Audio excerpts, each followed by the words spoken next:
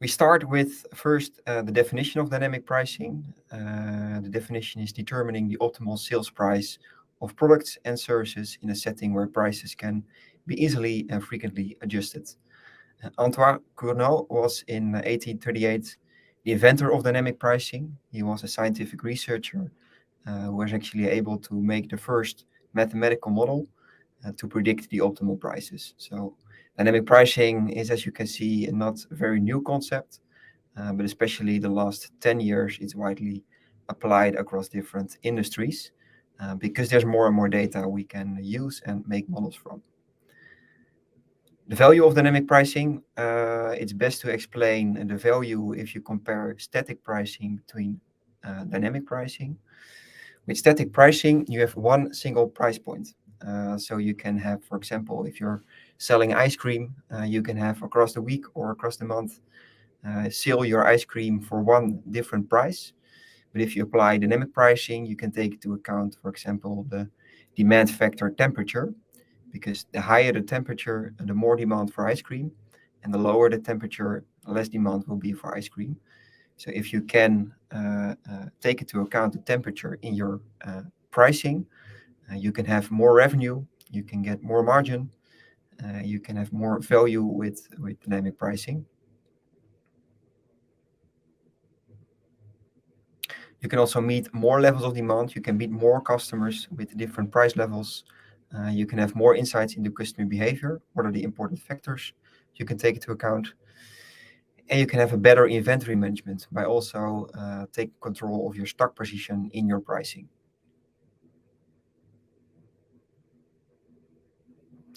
A good example, and also a very well-known example, how to apply dynamic pricing is how Amazon does it.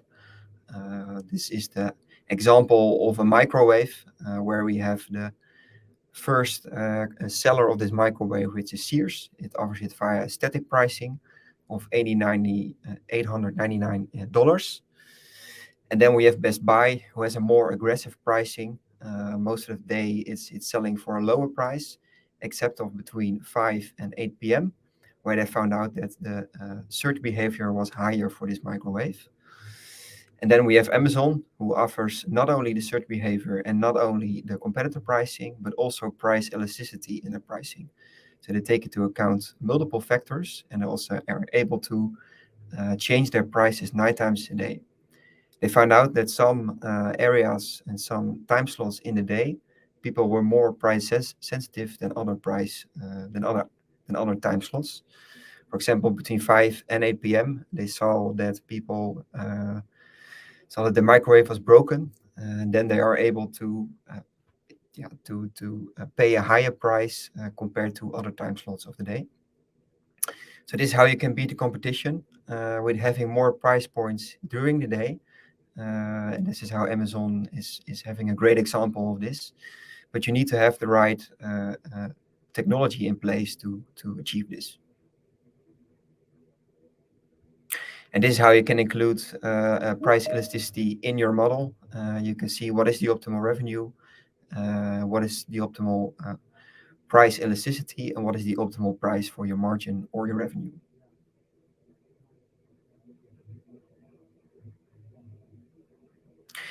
And this is mainly why we started. We started as a spin-off from the Erasmus University to empower business with hyperlearning, but also to apply scientific models to practice and to see how can customers use the same technology as Amazon does. We work together not only with universities of Erasmus, but also with Nyenrode University, TU Delft, Tilburg, and University of Groningen. And we are a group of data scientists, software developers, and pricing experts to make this technology available for you.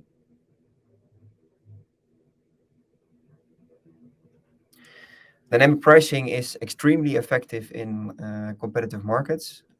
We see already in the past years that it was applicable in the airline industry, in the travel industry.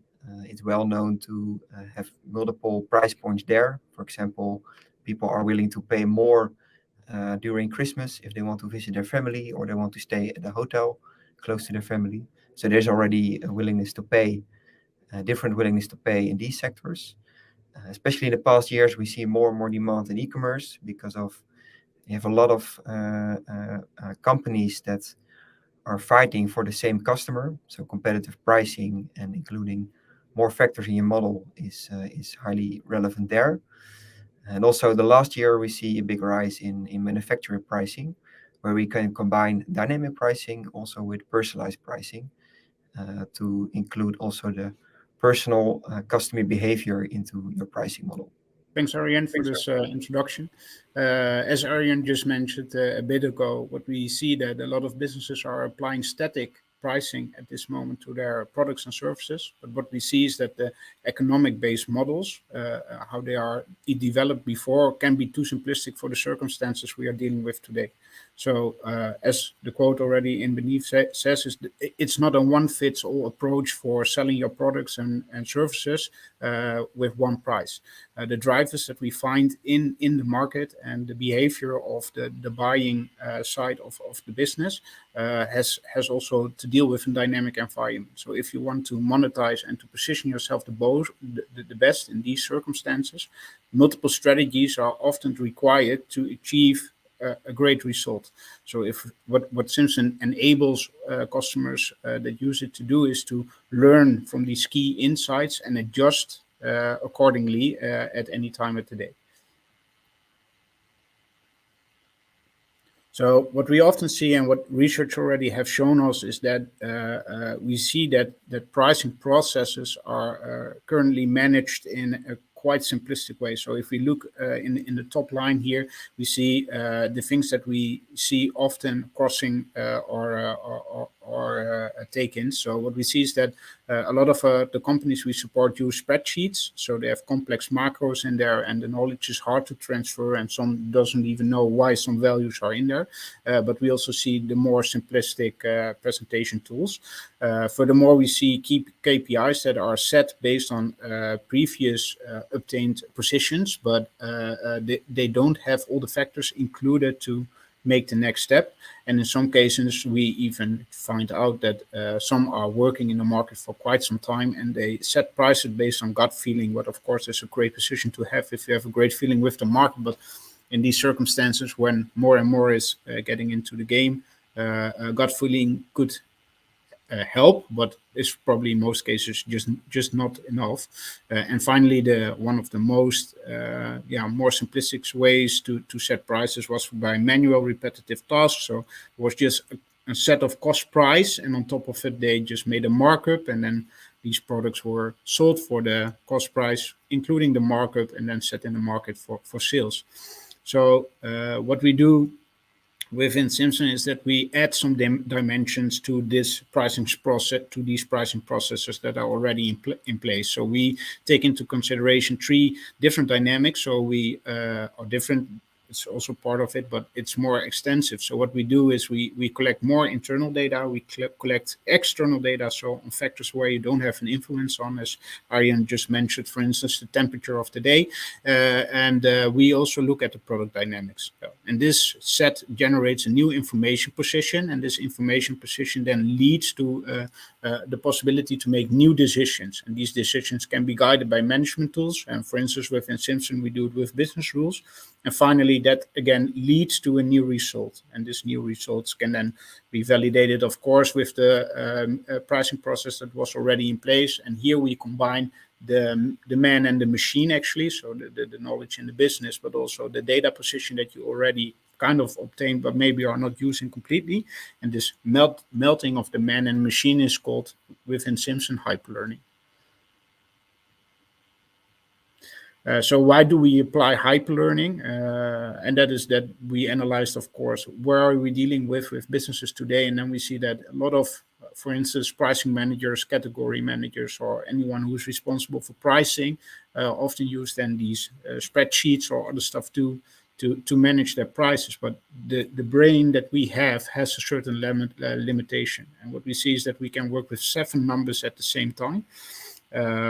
but that's it. If we want to take more data points or more variables into account, it's already very difficult for the brain to cope with that and to see possible trend lines or usage of it in your calculations. And furthermore, we also see that there is another limitation, and that is based on on the diversity of the experience that someone has and the repetition of it. So you have to encounter some situations often to build this experience. And once you have built it, then you have attained a position that you can make the right decisions if something like that occurs. But if you look at the current dynamics in the economy that we are dealing with today, these are so extensive that and so new that a lot of these experiences are just not good enough anymore. So if you look in the way how we can then move towards a position that we can work with these new environments and setups, so what are the capabilities that is given to us by the current setup in the economy and the possibilities and access that we have towards information, then there are, of course, a lot of possibilities that we can apply. If we compare, for instance, today to, for instance, the situation in the Industrial Revolution. In the Industrial Revolution, it took almost 400 years to double our knowledge. So by gaining new knowledge, applying the new knowledge, and then get it on a maturity level that it really brings the result that we can use. It took quite some time, as you can imagine, 400 years. But if you look today, you can double your knowledge in 12 hours. And how is this then possible? Well, if we look at the possibilities that we have, for instance, online, if something is broken, you go to YouTube, you type in the subject what's going on, and probably you will get multiple hits of people telling you what to do to solve your issue, and you just came in as a not knowing anything about the matter or the subject. But because of this information age, we accelerated quite a bit, and at Simpson we try to include that in the business that we do today, just to position companies to have a hyper learning position and double their possibilities quickly. So now I would like to discuss the three factors that we earlier mentioned, the three dimensions that have an influence on price. So the first dimension that I would like to address is the external factors. So the ones that you see here, I think if you are following the news lately, are quite familiar.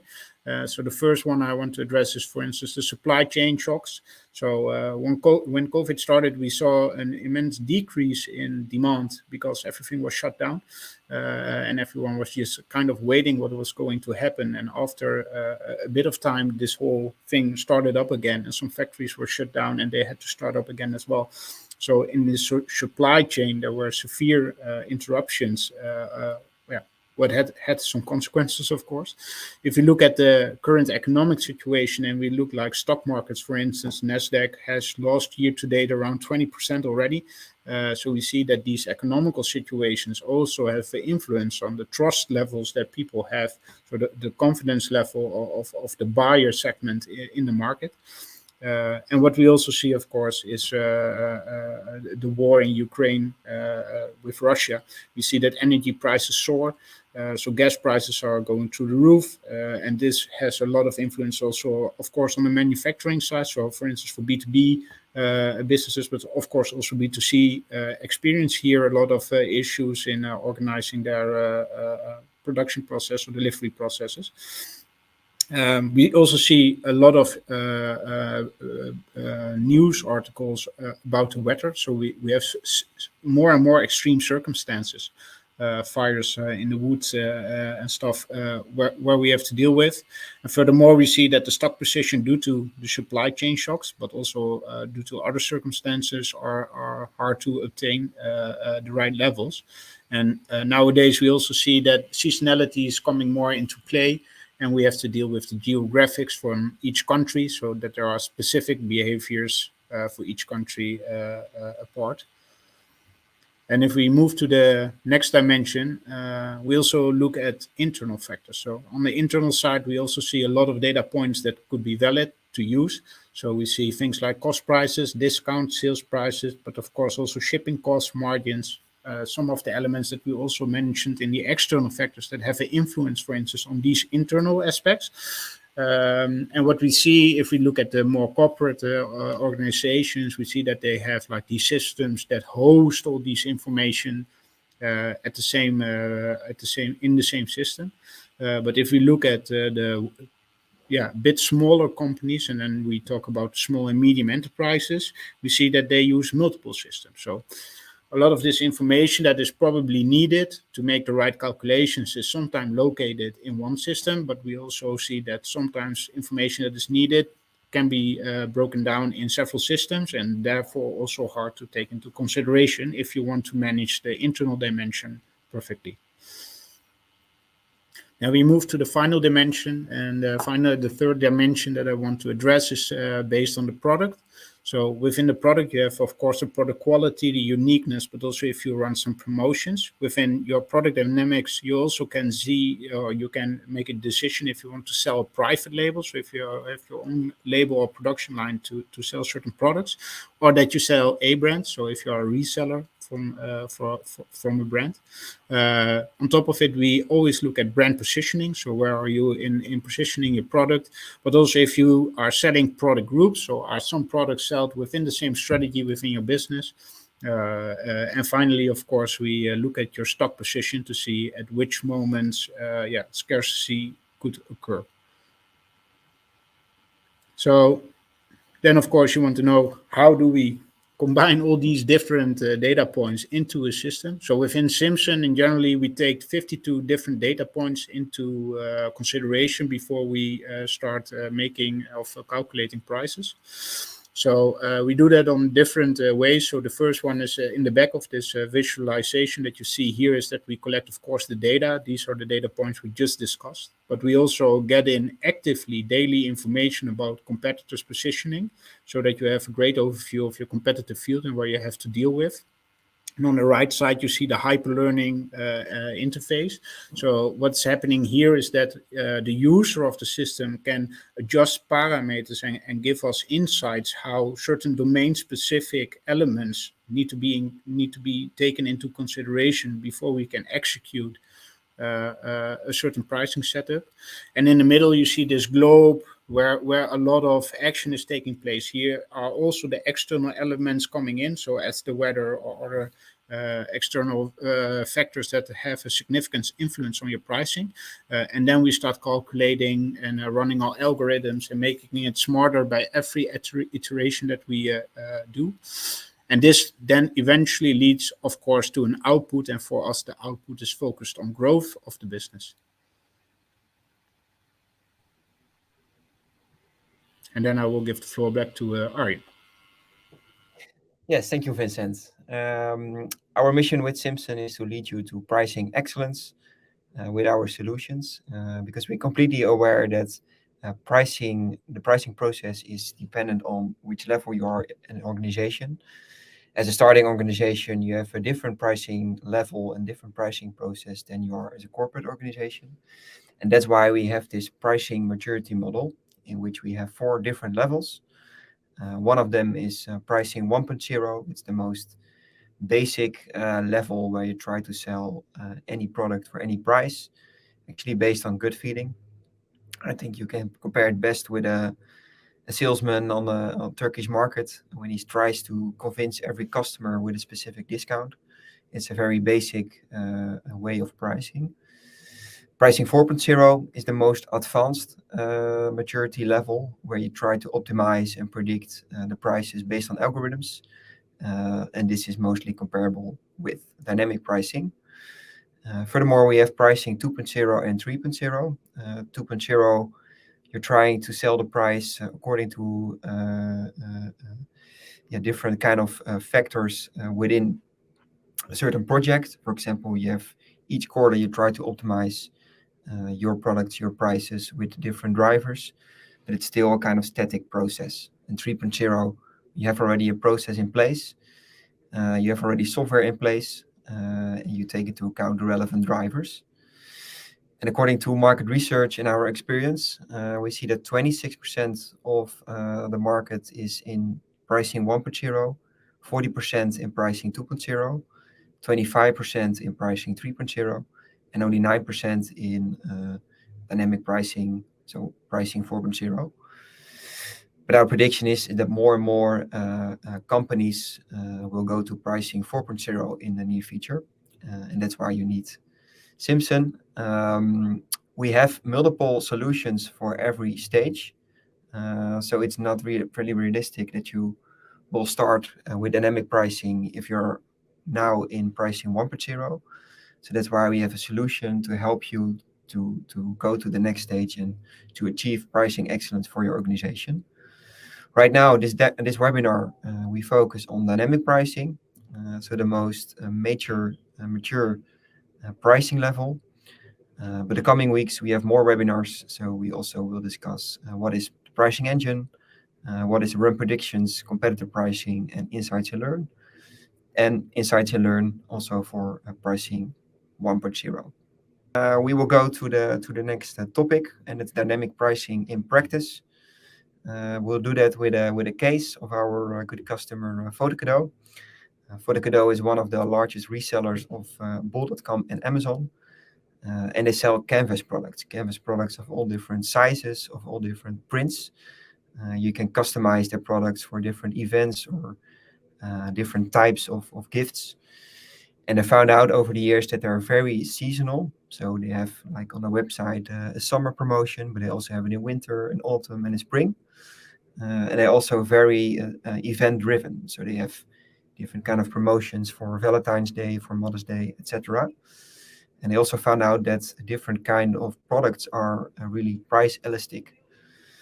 So these are factors you want to take into account into your pricing model so that you can have an optimal price for each different situation. And that's what you can do with Simpson. So what you see here is an interface of Simpson, and it's related to how Vincent told his story. We have different dimensions. So what you see here is the first dimension Vincent discussed. It's the internal dimension, which we have different kind of costs. So we have platform cost, we have the cost price, we have logistics cost, actually all costs you can have to build your cost price. And then you can also set the minimum margin for all your products or for a product group or for your whole assortment. And this is pretty flexible. And if you have set up your internal cost price, the next step you can do is to set up your external drivers, so the second dimension. So you can take into account your competitors, you can take into account the elasticity of your product. You can also take into account supplier-driven cost prices. That's all possible within Simpson. And on top of that, we can add business rules. These are the blue blocks, and you can add business rules here like the minimum margin for a certain product or the stock level. Do you want to take into account the stock position? And does the price needs to take into account if a product is on stock or a few items only? This is what you can do. And on top of that, you can add notifications. These are the green blocks, which you can add notifications for events if there happen, for example, a large price increase or a large cost increase of your suppliers. Next step is what you do is that you assign the products to your strategies, because most of our customers use different kind of models. So for every situation or for every marketplace, they have a separate and dynamic pricing model. So you assign different product groups and different products to those models. So you can make your pricing pretty flexible for every geographic you're active in. And the next step is that you verify the results. So you have all the input, you have the model as in the process that predicts the optimal prices, and the outcome are indeed optimal prices, which the model takes into account the relevant drivers of your market. And one of our most important features is we call it explainable AI. This is what you see here, that every factor and every price outcome is explainable in our user interface.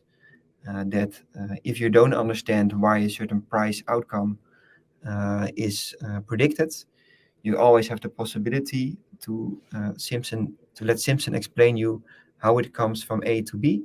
So what is the logic from a certain pricing outcome, that it doesn't stay a black box, but is really transparent in making his predictions. So this is how the process works. It's pretty flexible. And Simpson and Vincent will explain you what is the impact for your pricing process. Yes. Thanks, Arjen. So yeah, what we would like to emphasize now is how your new learning pricing process is going to look like once you start applying dynamic prices and you have all these dimensions that we are taking into account. So first of all, I think what is important to remember is that what you have in place right now is probably working pretty good or pretty well because you're still out there. But what we want to achieve is to improve your performance or make sure that you are still relevant in the coming years. So what we do is the intuition and the gut feeling. It's the top line of the visualization that you see here.